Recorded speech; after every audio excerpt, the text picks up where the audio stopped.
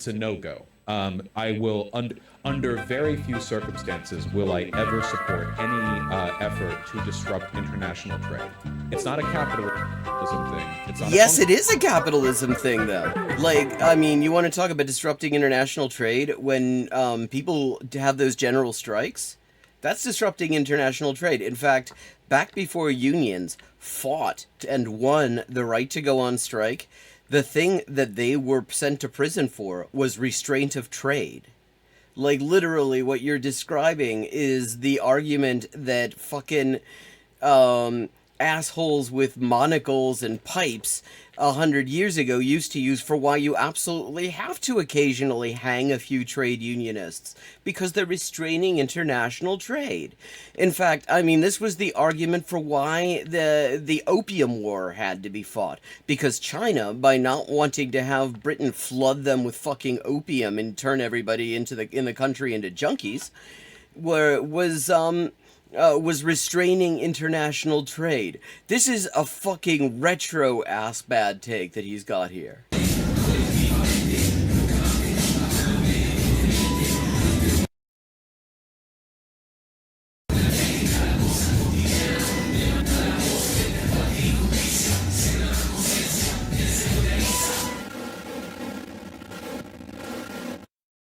Hello and welcome to the Untitled Anarchist Seagull channel. I'm Elise, an Untitled Anarchist Seagull, and your host. That usually comes out in a different order. Well, so, yesterday's stream was interesting. I actually did not think that Bush was rated to that depth. Like, I mean, you know that everybody's favorite submarine, the one that eats billionaires? Like, he managed to go deeper than that and he didn't even implode. I mean, leaving aside the bit where he apparently doesn't know what the Suez Canal is, he doesn't realize that Israel does business with China, and he actually said that of course the US isn't going to stop genociding Palestinians. Oh, I'm sorry. He didn't use the word genocide because now it's just the crisis. That of course the US isn't going to stop genociding Palestinians because they're evil, and therefore somehow we should be cool with the fact that now they're also bombing Yemen in order to facilitate genociding Palestinians. And I mean, it's just like a level of mask off with him. I didn't realize I could have a lower opinion of him than I already had. I thought I'd more or less kind of bottomed out there. But Jesus fuck.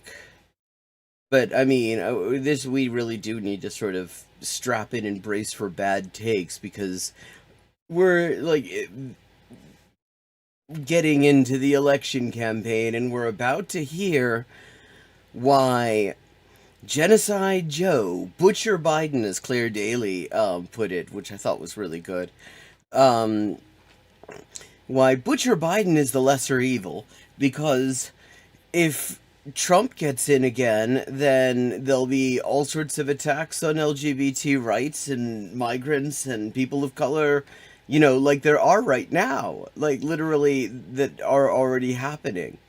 All the stuff that we were told would happen if people didn't vote for a white supremacist who has never had a good take on anything already happened.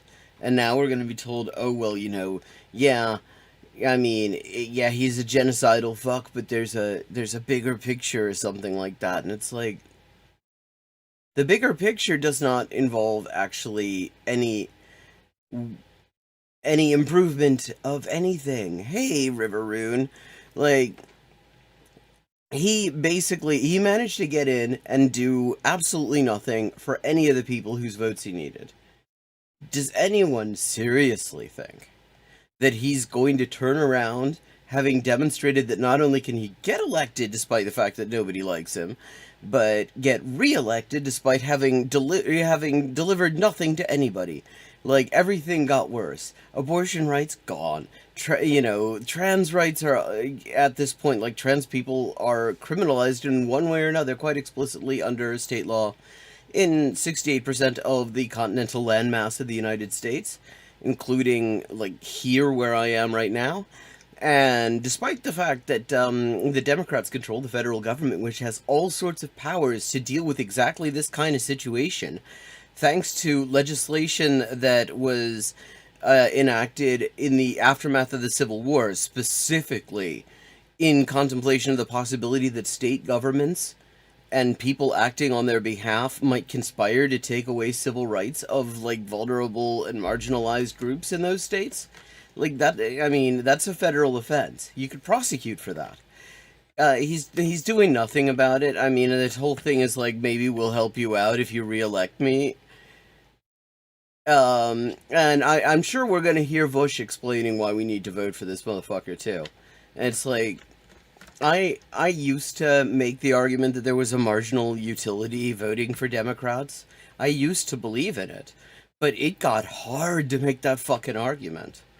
I mean, over the time that I have been politically active, which is going on a bit now, it has gotten harder every single year to make the argument that there's a marginal utility because, like, what can you even point to at this point? The Democrats could have done all sorts of things in the first year of Biden's term in office.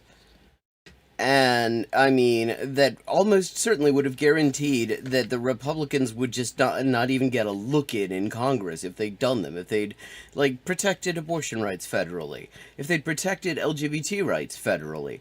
If they'd done, if Biden had used the authority he already has under the Higher Education Act to write down all federal student loan debt. I mean, that's right in the Higher Education Act. He specifically picked a method that his own lawyers told him was probably going to get kicked out in court, when there is specific statutory authority to just write it all down. Meanwhile, the kids in cages, that's actually worse. He's pretending that there's absolutely nothing that he can possibly do about this thing with the National Guard in Texas. Because, this fight between CBP and the Texas National Guard over who gets to torture refugees. But, I mean, literally, the president has constitutional authority to federalize the National Guard in any state, or all of them, in certain emergency situations, and an actual, like, potential armed confrontation between the state militia, the state National Guard, and federal agents in a matter of exclusive federal jurisdiction would be a pretty good example, but he's not going to do that because he's actually kind of cool with this. I mean, he hasn't done anything. Yeah, and I'm sure that Vaush is going to tell us to vote for this jabroni. I mean, he did it once. Why is he going to do it again? Now, I was thinking I would kind of be content to continue the horrible take that we were watching yesterday. I mean, I do have other options. Hey, Phoenix, good to see you. There are a number of options that probably will also be rewarding in that very special way that you tune in for, apparently, where you watch me sort of gradually blow my stack over them. But I'm interested in your thoughts. Shall we continue do the second half of Vaush explaining why it's okay to murder people in Yemen in order to hello, John Smith, in order to facilitate genocide? Because international maritime trade. I mean, he was in rare form. He was channeling his inner Edwardian Colonial office bureaucrat. All he needed was a fucking solotopia pipe and a monocle. But so we could continue with that. We've got apparently a really shitty debate he had with Lonerbox, which Lonerbox says it got real weird. I think it mostly probably just got real shitty. We've also got some stuff from JNS TV. Hey, south of Sublime, the Zionist Notre Dame Truther channel that we've been looking at, and some Alan Dushewitz. Got a bunch of stuff here, but what is it? I'm interested. What does everyone think? You want? Oh, you okay? Phoenix is for continuing that. Everyone else cool with that?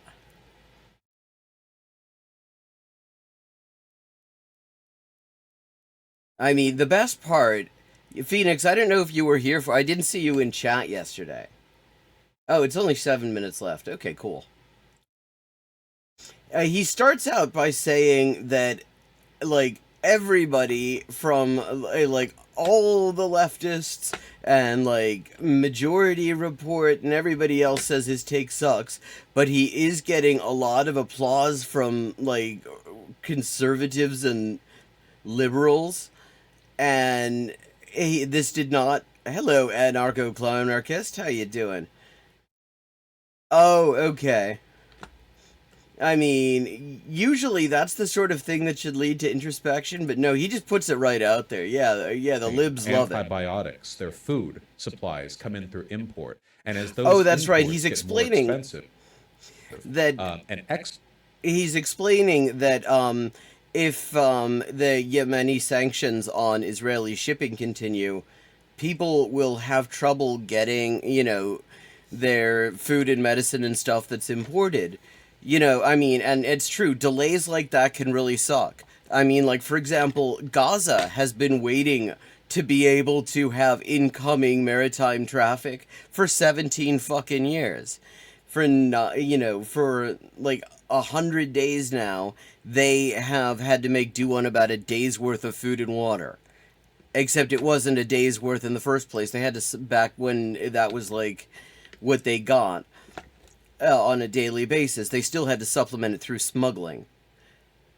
And the Yemeni government has said they will end the sanctions if the Palestinians in Gaza are given full and unrestricted humanitarian aid, which, amongst other things, the Geneva Conventions says you have to do, that it's a war crime to prevent that. exports get more expensive as well because all trade has gotten more expensive. That means that grain piles up in silos and cargo bays while waiting for prices to fall. People can't afford to pay shipping on exports or imports. People starve. Like, it's a big deal. It's the fundamental infrastructure of the world. You can't go after it. He's literally talking about a delay. See, the other argument he was making is that it's pointless. What Yemen is doing is pointless. It's not going to harm Israel, which is not true. Their economy is actually tanking at the moment, both because of this and because of the fact that they've called up huge numbers of reserves in order to do genocide. But then he turns around and says, oh, holy shit, Yemen has the power to actually shut down all of world trade by cutting off the Suez Canal, which is all they can do. Like, unlike the situation that people in Gaza are dealing with, people trying to, shipping trying to reach Israel can just detour around the fucking, around South Africa. It will arrive, it will be delayed. This is a terrible thing. The genocide in Palestine, not so much. Like, I mean, and of course, what he's advocating here is a great way to make the Red Sea safe for all sorts of navigation by having a fucking war being fought on it. It's a no-go. I will, under very few circumstances, will I ever support any effort to disrupt international trade. It's not a capitalism thing. It's not. Yes, it is a capitalism thing, though. Like, I mean, you want to talk about disrupting international trade when people have those general strikes? That's disrupting international trade. In fact, back before unions fought and won the right to go on strike, the thing that they were sent to prison for was restraint of trade. Like, literally, what you're describing is the argument that fucking assholes with monocles and pipes 100 years ago used to use for why you absolutely have to occasionally hang a few trade unionists because they're restraining international trade. In fact, I mean, this was the argument for why the Opium War had to be fought, because China, by not wanting to have Britain flood them with fucking opium and turn everybody in the country into junkies, were was restraining international trade. This is a fucking retro ass bad take that he's got here. International trade, fucking hell, this guy. Funko Pop thing. It is just the bedrock upon which the world is built. We don't live in like Khmer Rouge-esque, like agrarian, junta isolationist society where everyone grows their own food or whatever. Oh, what he's saying is, we don't. Because a lot of people do live in like an agrarian society. Like, apparently being... Tell me, Chad, is it Pol Pot-like to live in a farming community? I didn't think that that was actually the thing the Khmer Rouge were known for. But Vaush is teaching me here. I thought that they were known for something other than farming. But, so the issue here is that he's worried that the Yemeni sanctions on Israeli shipping, which have now been expanded to the U.S., that is what Biden achieved by starting this fucking war in defense of the genocide of Palestinians, is that now Yemen is also targeting U.S. shipping. The U.S. shipping was, they weren't going to do that. They were not going to take the initiative on that because they'd be a fucking, it would be absolutely just a horrible choice for them to, like, outright and, initiate hostilities with the U.S. after all they've been through. They were never going to do that. But then the U.S. goes and does it, and they're like, oh, cool, we can interdict your shit too now.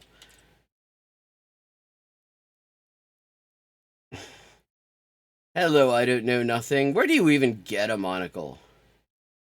Yeah, I mean, Ian is like...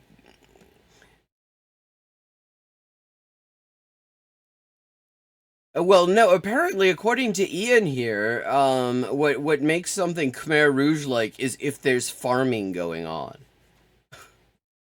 Whatever. We people rely, life or death, people rely on this stuff. I wonder if that's true of people in Gaza who have not actually been able to eat a proper meal in 3 months, who haven't had access to water. They've been drinking salt water, for fuck's sake.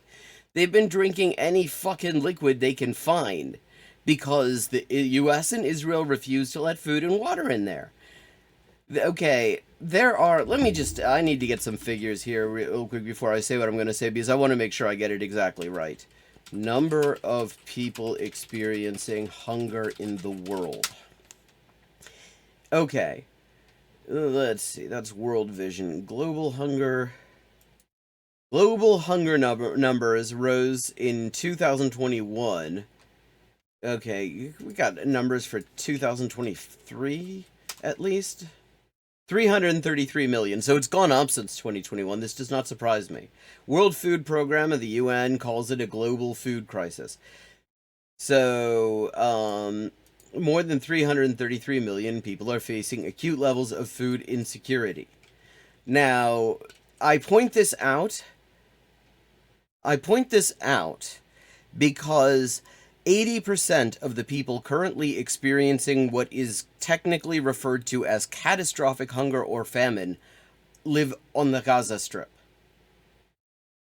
These 333 million people are doing bad. Okay, these people aren't getting enough to eat. They need food aid to survive. But 2.2 million people, but only, like, okay. Okay, so if 80%... now I'm having to do math in my head. Okay, so 2.5 million people is 80%. Then that makes it 4/5. Fuck it. Yeah, Stardew Valley is a literal Krishna. Alright.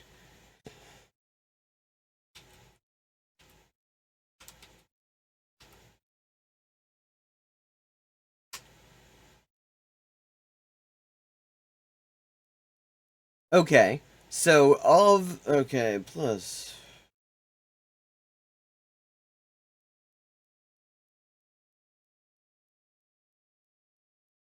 Okay, so roughly a little over 3 million people in the world are experiencing what is called catastrophic hunger.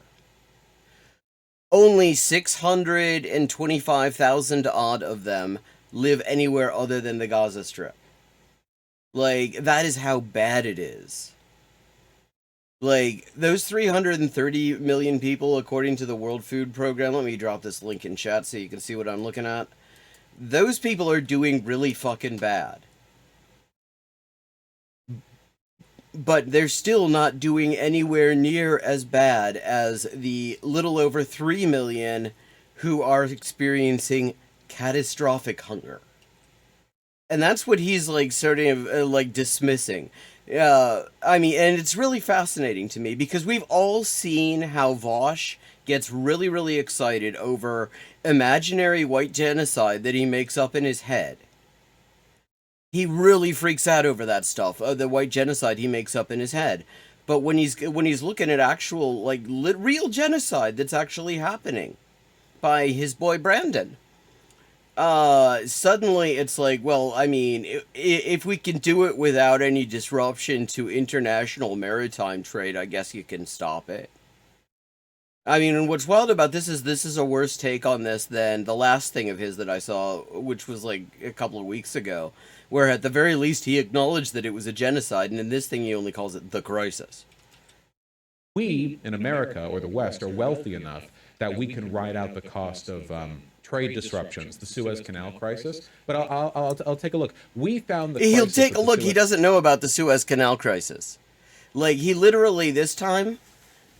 This last time he said, "Oh, Israel doesn't even like." We saw this last night. He says Israel doesn't even need the Red Sea for trade, and it's like they don't even use it. Their ports are south of that, and it's like, dude, there's a Suez Canal. It was kind of important. Now,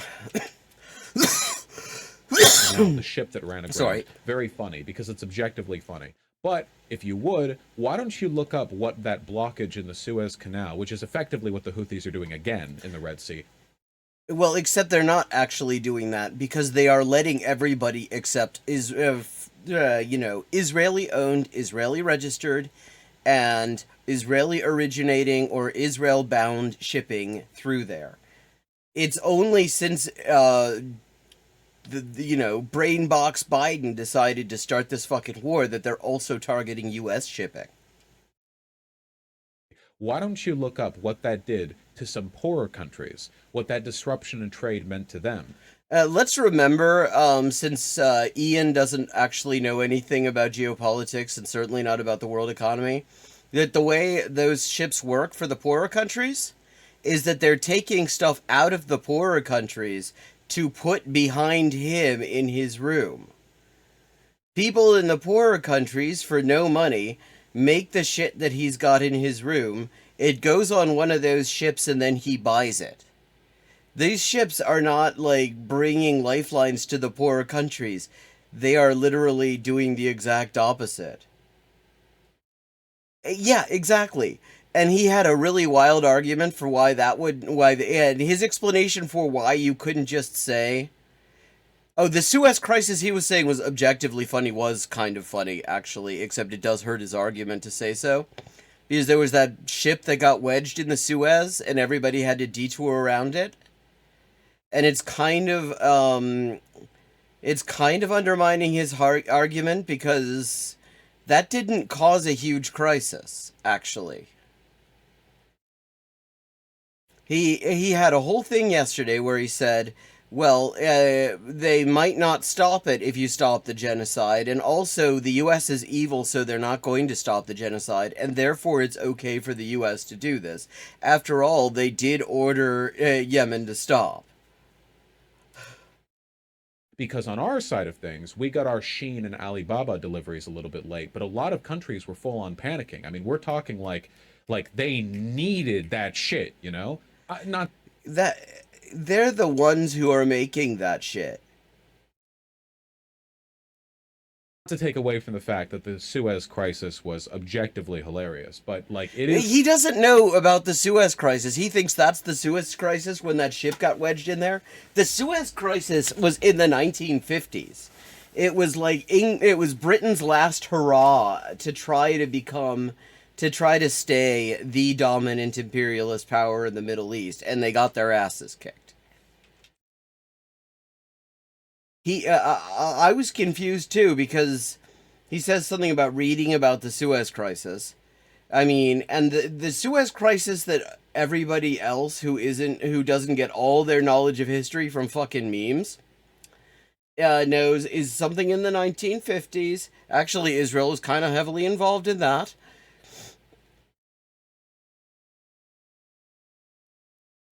Yeah, the south of the Sublime, you have totally summarized his entire take on this. It is worth reminding yourself that not everyone lives in a society where we enjoy such a margin of error when it comes to trade like this, you know?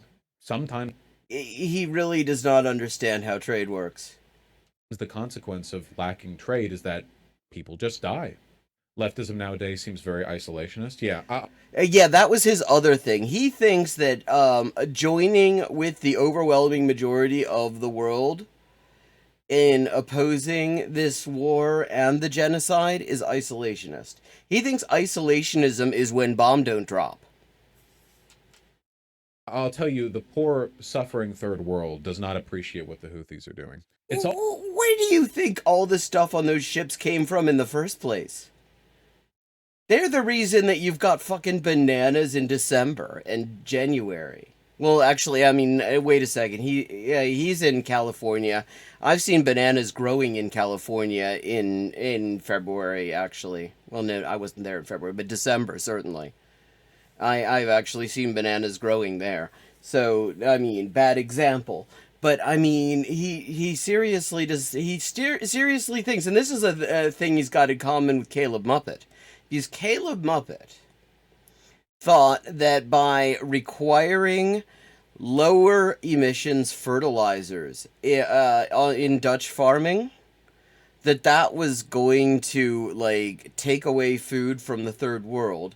The idea being that the third world is fed by the Netherlands. They eat cut flowers and, I guess, gouda.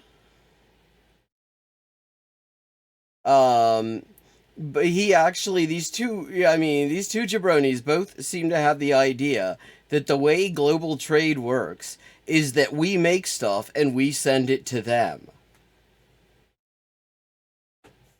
It's also a matter of instability. It's not even just a matter of the lines being blocked. Instability, that would be The threat terrible. of the lines being locked can deter shipping companies from making those routes.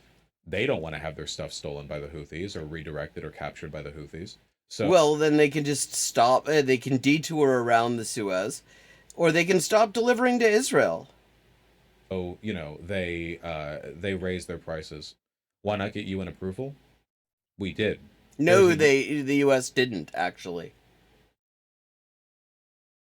UN resolution condemning the Houthis, like right before. That isn't the same thing as approval. This is the same bullshit that they did with Iraq.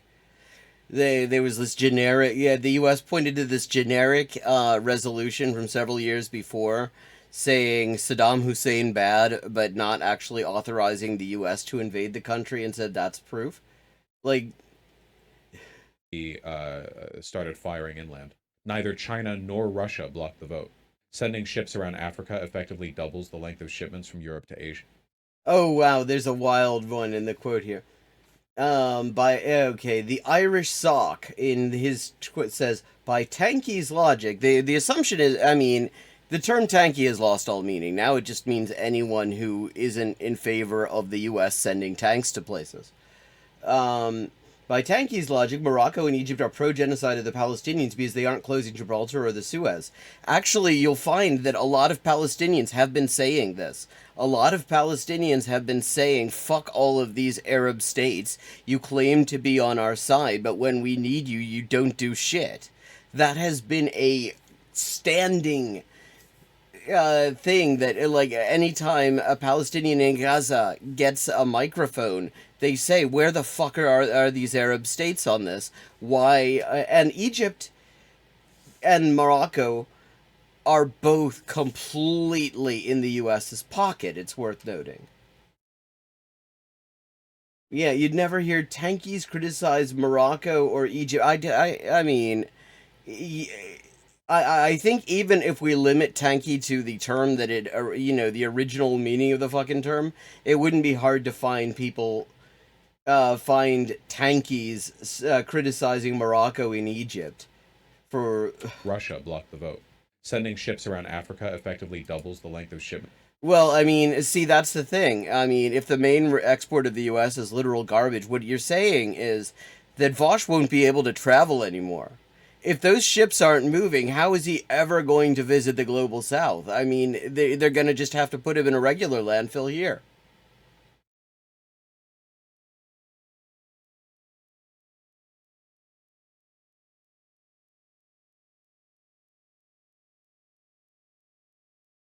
Shipments from Europe to Asia, meaning you need twice the fleet to handle the same amount of goods. Yeah, presumably these ships aren't always filled to capacity, but it is certainly like a significant issue. Yeah, 100%. More wear and tear in the boats because they're going on longer routes as well, which contributes to. Yeah, it contributes to jobs because if those boats need to be repaired sooner, that means that workers have to do the repairs. So what we're saying here actually is that good union shipbuilding jobs are going to open up as a result of the Yemeni sanctions on Israeli shipping. Based, actually. Yeah, I've been called one too. It's a meaningless term anymore because liberals got their hands on it. And when liberals get their hands on useful terms, they cease to be useful anymore. It's like what happens when Caleb Maupin gets his hands on Marx. Maintenance costs, which get reflected back in the price of shipping. You know, I understand what you're saying, but do you think, despite the approval, the strikes could still disrupt ceasefire talks between Yemen's conflicting parties? You mean with the Saudi Arabia? I don't think so. Saudi Arabia is putting on a show of denouncing what we're doing, even though they quietly approve. Well, yes, Saudi Arabia is in the U.S.'s pocket. And it's worth noting that the reason that Saudi Arabia isn't still genociding Yemen at this point, the reason Yemen is in a position to actually do something like sanctioning Israeli shipping, which Vaush thinks shouldn't happen because international trade more important than existence of Palestinians, is that China actually came in and brokered a ceasefire between them, something the U.S. had patently refused to do. Of it. So I don't think so. Strikes risk escalation of conflict in the Middle East. Okay. They don't risk escalation of the conflict. They are an escalation. They literally, by doing this, the U.S. has escalated it. The U.S. has taken this from a genocidal attack on Gaza to also being a war against Yemen. What do you mean by that? Because people say the Middle East is a big place with lots of groups of people, with lots of complicated. Like, what do you? You gotta listen to this Middle East expert. Did you know the Middle East is a big place with lots of groups of people? Mean by that, because like, do you mean that other Iranian-backed Islamist militias will attack U.S. bases, because they've been doing that since October 7th? They've actually been significantly escalating that, and I mean, I love how when it is governments and armed forces not controlled by the U.S. in the region, he does the same thing that U.S. government spokespeople do and declares them Iranian-backed. But he does not do that when he's talking about all the U.S. puppet regimes and militias in the region, like Israel, for example. They've already been doing that. What do we mean exactly, right? It's complicated. Couldn't Iran direct their proxies to do more attacks? They have been. They didn't. Oh, actually, see this. The idea that the Iraqi resistance and the needed to be told by somebody to attack U.S. occupation bases in Iraq is just insulting. These people have just such a fucking racist idea of how, like, of just Arab military capacity. They have learned absolutely nothing from October 7th. Like, they just think they can, because, they are sharing the U.S.'s axe to grind over the fact that Iran became independent in 1979. That doesn't mean every single thing that that they've done since independence is great, but the U.S. doesn't give a shit about that. They don't give a shit about, like, fucking queer rights in Iran. They don't give a fuck. Queer people are suffering under the so-called sanctions that the U.S. imposes on Iran, in opposition to international maritime trade, which supposedly we care so much about on the Vaush stream. They're suffering from that shit too, actually. But, I mean, the reason the U.S. doesn't like them is that they're challenging U.S. control of a strategically important region. And the reason the U.S. is cool with Palestinians being genocided is because their very existence makes it a little bit harder to control a strategically important region.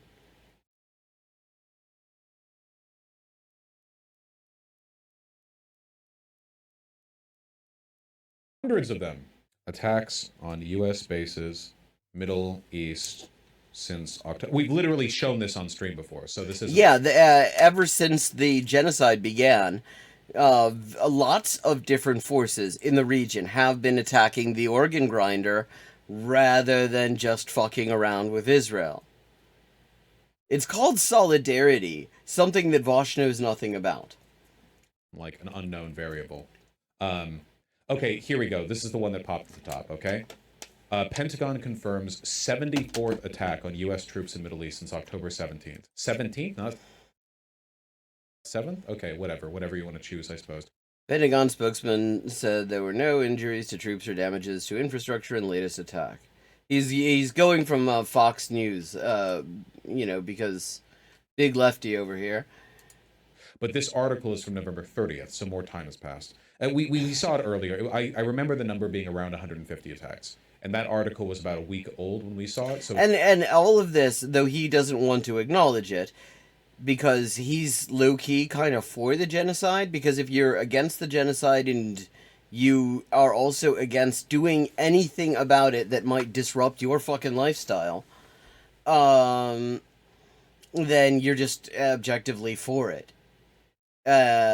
This was all of this stuff started specifically in response to the genocide. All of these different resistance groups said that they were going to be taking actions in response to the genocide, and that has included direct missile attacks on Israel as well. Not just from Hezbollah, but also, Yemen actually directed some missile fire at Israel as well, because this is actually about the genocide. It could be 160, 70, I don't know. At least 100 attacks since October. Holy shit, I think I've just broken a new record on simultaneous viewers. 12 people, neat. Thanks to everybody who keeps showing up to listen to my shit. It's from November, so yeah, it's creeping up. Anyway, the attacks are already happening. Iran is big mad. Pot shots are different from full-on action. Iran is big mad. I wonder why people are so pissed off in the region. Could it be that, you see, I really don't want to underestimate Vaush, though I don't think it's actually possible at this point. But, if you watch Al Jazeera Arabic, they are actually just streaming Gaza live. That is their main focus.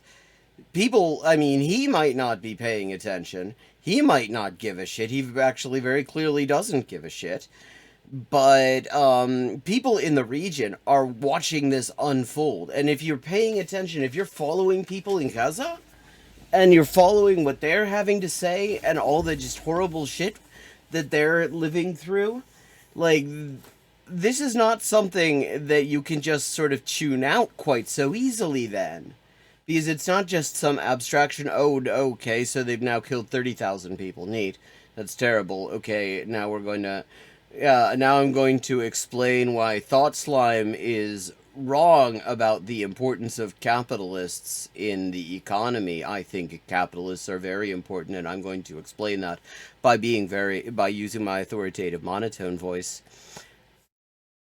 Like, in the region, people are actually, not surprisingly, seriously up in arms about this. It should not come as any surprise that paramilitary groups that have sworn solidarity with the Palestinians and have worked with them in the past are going to respond. Mostly for show by these proxies. I mean, sure, but I mean, what's the solution to that then? We just let Houthis engage indefinitely in piracy for like the funsies because we're afraid of some Iranian-backed militias. It's not fucking piracy. Gotta protect the international shipping lanes, you know. Like, you got.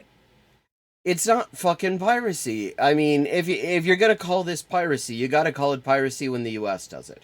When the U.S. does it with absolutely no legal cover, because the U.S. does it to Cuba, they do it to the DPRK, they've been doing it to fucking Afghanistan. Not so much maritime, but because the country's landlocked. They've been doing it to Venezuela. They've been doing it to a lot of places. They've been doing it to Iran too, and they were doing it to Yemen for years and years.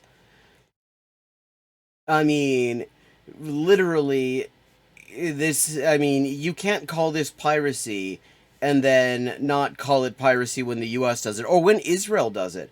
Because if you try to bring a humanitarian aid vessel to dock in Gaza, in normal times, since the siege began 17 years ago, the Israeli Navy will board you, and they may very well kill some of the people on your ship. Something that Yemen hasn't done, incidentally. I have yet to see any fatalities reported, and the U.S. says, wow, holy shit, 13! This is this is a hype train by my standards, or whatever the hell a hype train actually is. I've never experienced them. The U.S., as pissed off as they are about the Yemeni sanctions on Israeli shipping, if it was any kind of death toll, we would be hearing about it, and Vaush would be talking about it. You gotta protect them. Yes?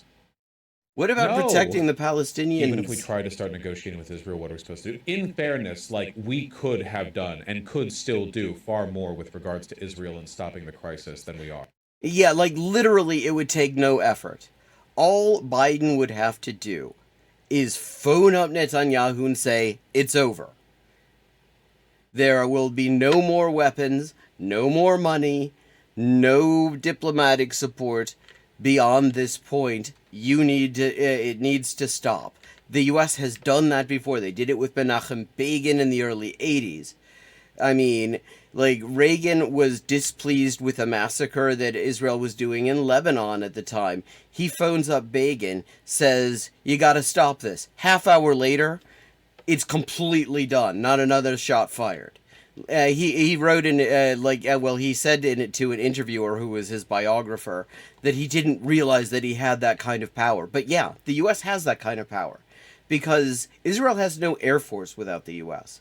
All of the ammunition that they are using so profligately to just flatten the entire Gaza Strip and murder everyone they can, the only reason they can do that is because they're getting it on a just-in-time basis from the U.S. Not only that, the only reason they are fucking able to just openly say fuck the International Court of Justice, fuck the ICC, we're gonna, and go on air and say, yeah, we're going to systematically and deliberately starve 2 million people to death. How do you think of that?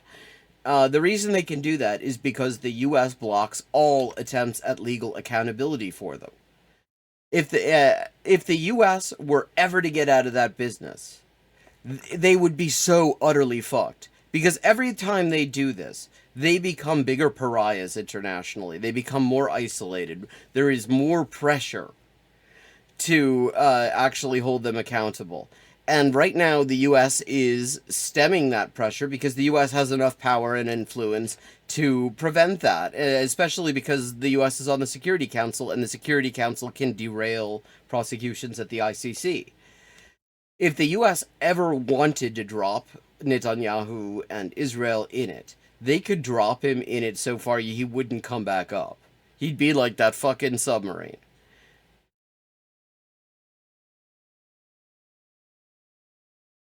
We aren't stopping them because we're evil. Yeah, actually, that's... Well, you're not stopping shit. You're sitting here talking into a fucking microphone. I'd love to see... I'd love to fucking see Ian here try to fight the Yemeni Navy. But yeah, it is evil, actually. It is objectively evil to start a war in defense of the right to genocide people. We're evil. We're demonic.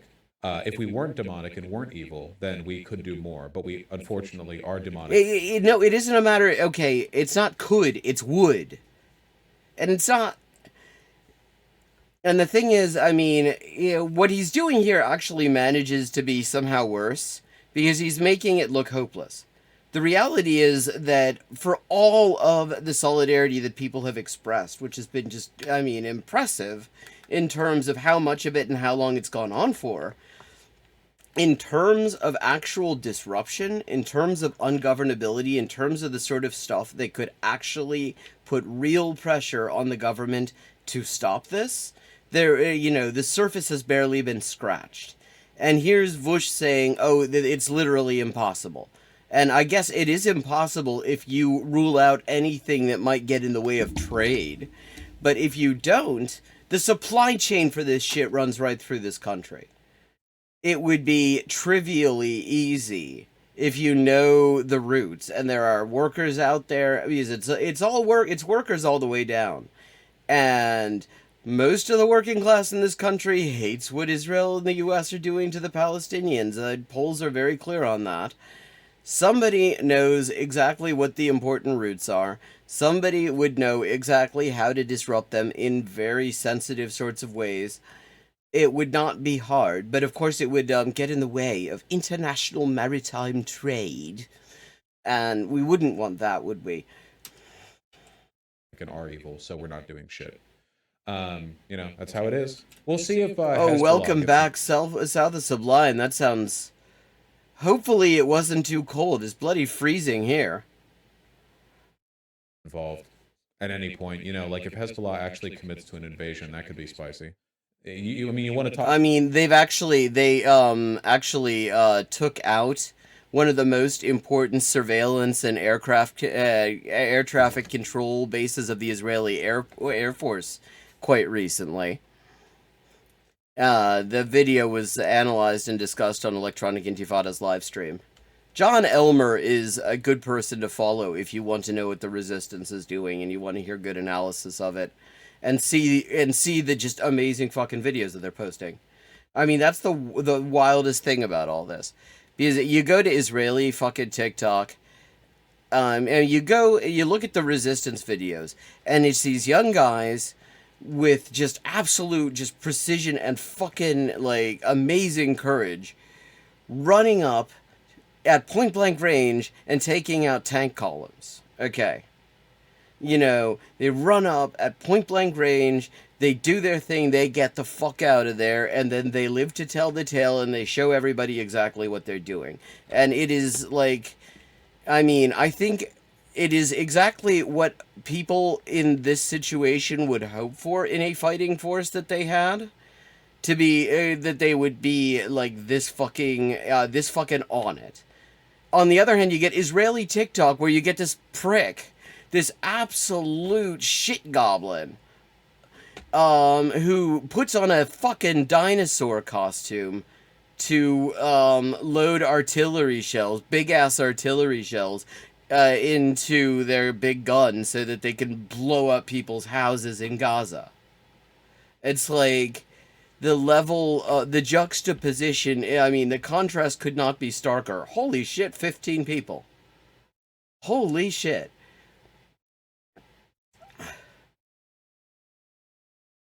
Talk about escalating. Welcome, 15 people. That's escalating conflict in the Middle East. Hezbollah, if you hear me. Wait, okay, so if armed groups respond in solidarity and try to stop the genocide by attacking Israel, that's escalating the conflict. But starting a fucking shooting war with Yemen in the middle of the Red Sea, which we're supposedly trying to keep free for shipping, that's not escalating the conflict. Because nothing that the US does, I mean, if you look at the headlines, the US never does anything. The US is always drawn into conflicts. The US is always being drawn into things. The US has no fucking agency. Tie me to a rock. 16, Jesus. How much more powerful is Wow. Hezbollah Hello. over Well, I mean, Hamas maybe you're Hamas not new people. Maybe you are new is people. nothing. It's more people than I've ever had at once on any of my streams. And welcome. I hope you're enjoying the stream. We're about finishing off Vaush's absolutely wild take where he's getting in touch with his inner Edwardian Colonial office bureaucrat with his solitopy and his monocle and his fucking pipe to talk about why genocide is, you know, maybe not the nicest thing around, but you just got to protect you got to protect international maritime trade, even if it does involve killing a couple of million people. Hezbollah is a military. Wow, he knows that. It's not even really comparable. You know, it's not really comparable. The Iran-backed Lebanese group Hezbollah said on Sunday U.S. actions in the Red Sea would harm the security of all shipping, and the area has now become a conflict zone. Saying the Houthis of Yemen will keep So this is him reading Reuters, which cannot be suspected of being at all biased against the U.S. If anything, it's quite the opposite, which is why anybody that is on the other side that isn't on the U.S. side, isn't on the U.S. payroll in the Middle East, is immediately described as Iran-backed. But they never say that about Israel. And he's reading how actually this is escalating the conflict, as starting a war often does. attacks despite U.S. and British strikes. Dude, what? America has made the area a conflict zone after the Houthis started attacking and seizing random ships? It's not random ships, you absolute twat. It's Israel-linked shipping. Well, now it's also U.S.-linked shipping. That was Biden's contribution to this thing. But I wonder if maybe it wasn't a conflict zone back when the genocide started that the U.S. has backed, that the U.S. sent 2 fucking carrier groups to back. I wonder if that already made it so. Yeah, well, whatever. They're all going to back each other. They're all, like, funded by Iran. I don't think Hezbollah will. It's just not worth it to them, and nobody in the area actually cares about Palestinians. Yes, but... Actually, Hezbollah has been launching escalating strikes against Israel all this fucking time. Like, each one goes deeper into Israel and is targeting really important military infrastructure there. Oh, thank you so much, Riveroon. I appreciate that. That's really cool. I mean, I remember when this thing was me talking into a microphone and I would at the most get some, like, Russian link spam bots. Russian link spam bots, that should be. And one time Caleb Maupin demanding an immediate debate. That was wild. And now, like, every single time I do this, there are a bunch of people in there, everybody's into it and everything, and, you know, a lively chat. I'm just chuffed to bits.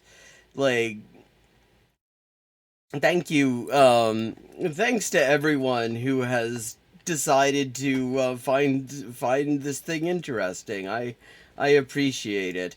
And because I'm actually really, really careful about COVID, which I've avoided getting for 4 whole fucking years of this endless pandemic, this is like one of my main social activities, actually. This is like the closest thing I've been to a fucking party in a long time. But they do hate Jews, so, you know. American intel officials warned... actually, no. I mean, yeah, Zionists put that out, but no, they don't hate Jews. They hate Zionists. Of course, Ian is a big anti-Semite, actually. So he doesn't make that distinction, but actually, it turns out, the resistance in the region, they make that distinction, including Hamas. If you read their 2017 charter, they very explicitly make that distinction. Of Hezbollah attacking United States. At last, the final battle. It's finally time. Oh, well, yeah, this is another example of clearly this is not escalating anything. Clearly, the U.S., by starting a whole new war in defense of the right to genocide Palestinians, is not escalating anything. Eat your heart out, okay? It's time. Let's go. He's like cheering. What? What exactly is he cheering on here? Because he clearly is not like cheering on the resistance. He clearly does not side with the resistance here. He is very clearly taking the most cowardly possible pro-Israel stance imaginable. Idiots. What would you do if you were a Yemeni and wanted to protect Palestinians? If I was a Yemeni, I don't know, I would go to my, like, hut and, like, try not to get killed or... Do you have any idea if Yemen is? I would simply avoid the Saudi airstrikes and also avoid having my daughter taken by like a high-ranking Jesus Christ Houthi official. It's not like a stable country over there. If you mean like Houthi militants, like they can keep firing rockets at Israel if they want. I was fine with that. Yeah. Oh, well, that's really nice of him to allow that they can fire rockets at Israel. But apparently stopping Israeli ships and ships headed for and headed from Israel, that crosses the line. This sort of limited power here, I feel. Saudi Arabia doesn't airstrike anymore. No, they haven't been for a little while. They're doing diplomacy. Now we do the airstrikes. Oh, yeah, I mean, and it's worth noting, and... not a China stan here, not a fan of the Chinese government and their fake-ass Communist Party, but the reason that the U.S. Imposed Saudi genocide in Yemen isn't happening anymore is that China brokered that deal. China stopped that particular genocide.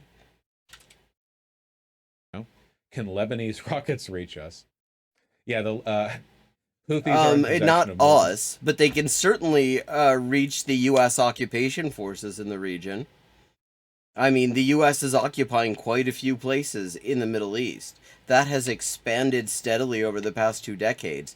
They are in plenty of places that these resistance groups can reach. Nuclear ICBMs, folks. Okay, so we finished that thing.